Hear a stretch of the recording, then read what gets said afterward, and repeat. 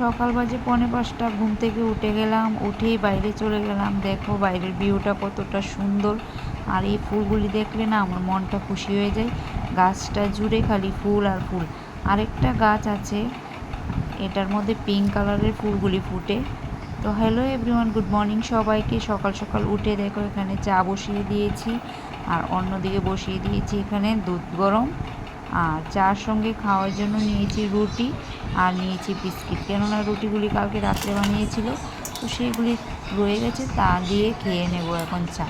তো দেখো আমি কিন্তু চাটা খেয়ে নিয়েছি। আর অন্যদিকে মা আজকে পিঠা বানাবে, তার জন্য দেখো পিঠার ব্যাটারটা রেডি করে নিয়েছে। আর অন্যদিকে কিন্তু মা ক্ষীরও করেছে, এই দেখো দুধ আর নারিকেল দিয়ে। এখন বানাবে মা পাটিসাপটা পিঠা।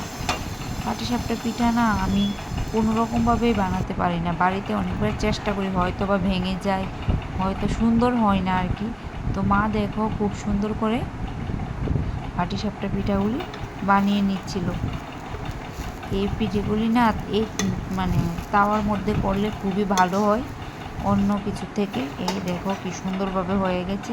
তো মা কিন্তু এক এক করে অনেকগুলি পিঠা বানিয়েছিল। তো এই পিঠাগুলি খেতে আমার খুবই ভালো লাগে। তো দেখো মা কিন্তু আমার মেয়েকে কুলে নিয়ে তারপরে পিঠা বানাচ্ছিল, আর আমি অন্য দিক থেকে ভিডিও ক্লিপসগুলি নিয়ে নিচ্ছিলাম। এই দেখো কতগুলি বানিয়ে নিয়েছে।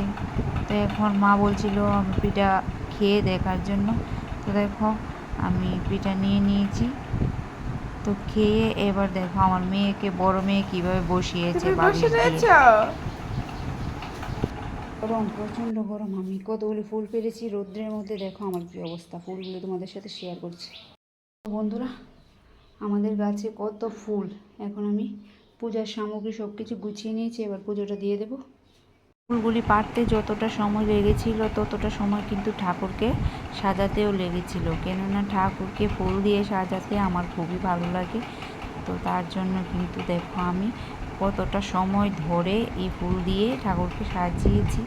তারপরে কিন্তু আমি এখানে ঠাকুরকে পুজোটা দিয়ে আমি এবার চলে যাব তুলসী তলায় আর ঘরে ধূপ দেখানোর জন্য। তো দেখো আমি কিন্তু তুলসী তলায় এসে তুলসী মাকে এখানে পুজো করে নিলাম। তারপরে কিন্তু আবার এসে পড়েছি ঘরে, এসে ঠাকুরকে আবার পুজোটা করে এখন সব কিছু নামিয়ে ঘরটর ঠাকুরঘর মুছে এখন কিন্তু আমি ঠাকুরঘর থেকে বেরিয়ে যাব। মা কিন্তু অন্যদিকে রান্না করে নিয়েছে। এই দেখো মা রান্না করেছে মাছ দিয়ে আম উচ্চা আর মাছের ঝোল, আরও কী কী করেছে দেখাচ্ছি। দেখো শুটকির চাটনি, পটল ভাজা নিয়ে বসে গেছি খাওয়ার জন্য। তো খাওয়া দাওয়া এখানে শেষ করে আমি আর মা ঘুমিয়ে পড়লাম। তো ভিডিওটা ভালো লাগলে লাইক শেয়ার কমেন্ট করে পাশে থেকো।